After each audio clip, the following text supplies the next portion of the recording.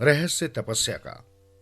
विजयनगर में एक बार कड़ाके की ठंड पड़ रही थी, जिस कारण आम जीवन अस्त व्यस्त हो गया था।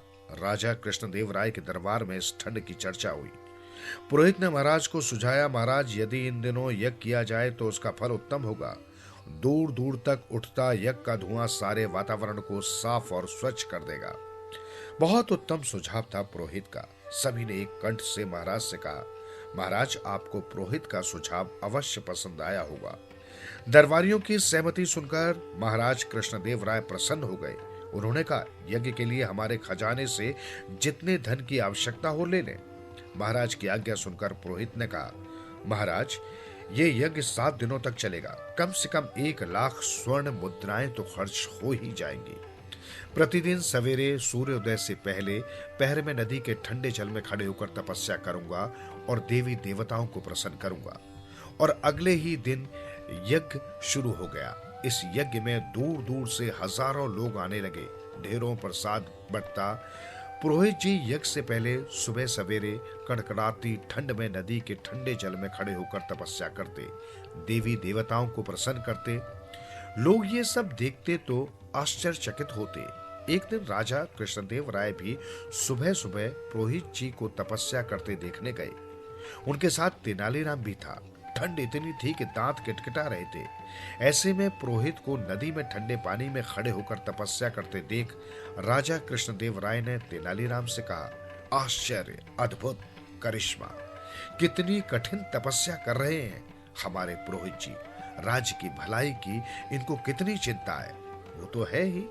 आइए महाराज, जरा पास चलकर देखें पुरोहित जी की तपस्या को।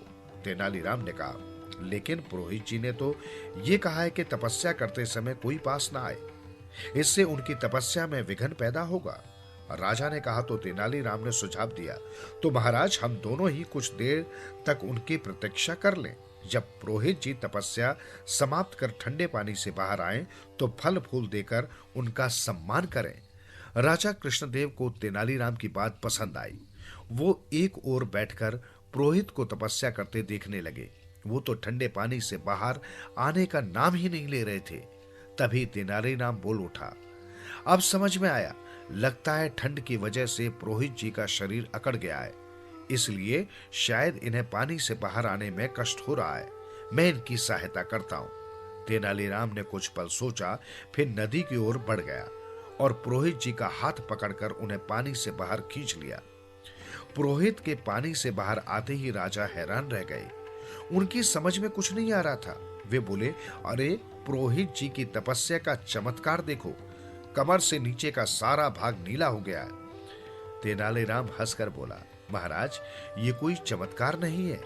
ये देखिए, सर्दी से बचाव के लिए पुरोहित जी ने धोती के नीचे जल शोषक नीले रंग का पाजामा पहन रखा है। राजा कृष्णदेव राय ये सब देखकर जोर से हंस पड़े और तेनालीराम को साथ लेकर महल की ओर चल दिए।